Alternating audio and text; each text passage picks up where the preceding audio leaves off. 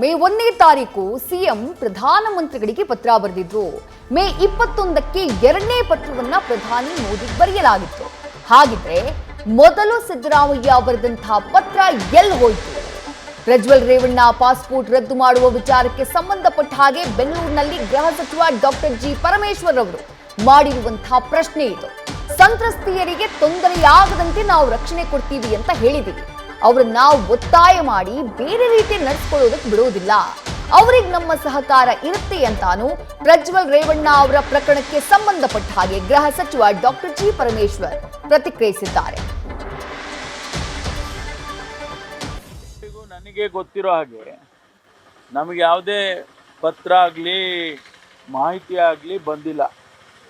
ಅವರು ಮಾಧ್ಯಮದಲ್ಲಿ ಹೇಳಿಕೆಗಳು ಕೊಡ್ತಾ ಇದ್ದಾರೆ, ನಾವು ಕ್ರಮ ತಗೊಳ್ತಾ ಇದ್ದೀವಿ, ಇನ್ನು 2-3 ದಿವಸದಲ್ಲಿ ಅದನ್ನು ಕ್ಯಾನ್ಸಲ್ ಮಾಡ್ತೀವಿ ಅಂತೇಳಿ ಎಕ್ಸ್ಟರ್ನಲ್ ಅಫೇರ್ಸ್ ಮಿನಿಸ್ಟರ್ ಹೇಳಿರೋದನ್ನು ಮಾಧ್ಯಮದಲ್ಲಿ ನೋಡಿದೆ. ಆದರೆ ನಮಗೆ ಲಿಖಿತ ಮೂಲಕ ಯಾವುದು ಬಂದಿಲ್ಲ. ನಮ್ಮವ್ರು ಬರೆದಿದ್ದಾರೆ, ಪತ್ರ ಬರೆದಿದೆ ನೋಡಿ. ಮುಖ್ಯಮಂತ್ರಿಗಳು ಮೇ 1ನೇ ತಾರೀಕು ಪತ್ರ ಬರೀತಾರೆ ಪ್ರಧಾನಮಂತ್ರಿಗಳಿಗೆ. 2ನೇ ಪತ್ರ ಮೇ 21ಕ್ಕೆ ಬರೀತಾರೆ. 1ನೇ ತಾರೀಕು ಪತ್ರ ಎಲ್ಲೋಯ್ತು? ಹಾಗಾದರೆ ಪ್ರಧಾನಮಂತ್ರಿಗಳ ಕಚೇರಿಗೆ ಪತ್ರ ಕಳಿಸಿದಾಗ, ಒಬ್ಬ ಮುಖ್ಯಮಂತ್ರಿಯ ಪತ್ರ ಪ್ರಧಾನಮಂತ್ರಿಗಳ ಕಚೇರಿಗೆ ಹೋಗುತ್ತೆ ಅಂದಾಗ ಅದಕ್ಕೆ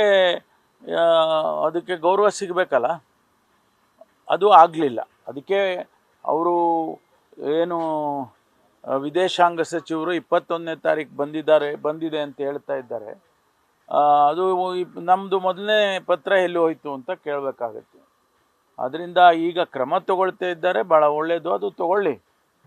ಆದರೆ ನಮಗೆ ಈಗ ಪತ್ರ ಬರೆದಿದ್ದಾರೆ, ಮೊದಲೇ ಬರೀಲಿಲ್ಲ ಅಂತ ಹೇಳೋದಿದೆಯಲ್ಲ, ಅದು ಸರಿ ಇಲ್ಲ ಅಂತ ನಾನು ಹೇಳಿದೆ. ಪ್ರಗತಿಪರ ಸಾಹಿತಿಗಳು ಮತ್ತು ಇವರೆಲ್ಲ ಅಸಮಾಧಾನ ವ್ಯಕ್ತಪಡಿಸಿದ್ದಾರೆ. ಮುಖ್ಯಮಂತ್ರಿಗಳು ಮತ್ತು ಸರ್ಕಾರದವರು ಹೋಗಿ ಹಾಸನ ಸಂತ್ರಸ್ತರನ್ನು ಭೇಟಿ ಮಾಡಿಲ್ಲ. ಇಲ್ಲ, ನಾವು ಅವರಿಗೆ ಎಲ್ಲ ರೀತಿಯ ಸೆಕ್ಯೂರಿಟಿ ಕೊಡ್ತೇವೆ ಅಂತೇಳಿ ಮೊದಲೇ ಹೇಳಿದ್ದೇವೆ. ಯಾರಿಗೂ ಸಂತ್ರಸ್ತರಿಗೆ ತೊಂದರೆ ಆಗೋದ ರೀತಿಯಲ್ಲಿ ನಾವು ಅವರಿಗೆ ರಕ್ಷಣೆಯನ್ನು ಕೊಡ್ತೇವೆ ಅಂತೇಳಿ ಮುಖ್ಯಮಂತ್ರಿಗಳು ಹೇಳಿದ್ದಾರೆ, ನಾನು ಹೇಳಿದ್ದೇನೆ. ಯಾವ ಕಾರಣಕ್ಕೂ ಕೂಡ ನಾವು ಅದಾಗೋಕ್ಕೆ ಬಿಡೋದಿಲ್ಲ. ಸಂತ್ರಸ್ತೆಯರನ್ನು ಯಾರು ಒತ್ತಾಯ ಮಾಡಿ ಅಥವಾ ಅವರನ್ನು ಬೇರೆ ಬೇರೆ ರೀತಿಯಲ್ಲಿ ನಡೆಸ್ಕೊಳ್ಳೋದಕ್ಕೆ ಬಿಡೋದಿಲ್ಲ ಅಂತ ಹೇಳಿದ್ದೇವೆ. ನ್ಯೂಸ್ ಫಸ್ಟ್, ನಿರ್ಭೀತಿಯಿಂದ ನಿಮ್ಮ ಪರವಾಗಿ.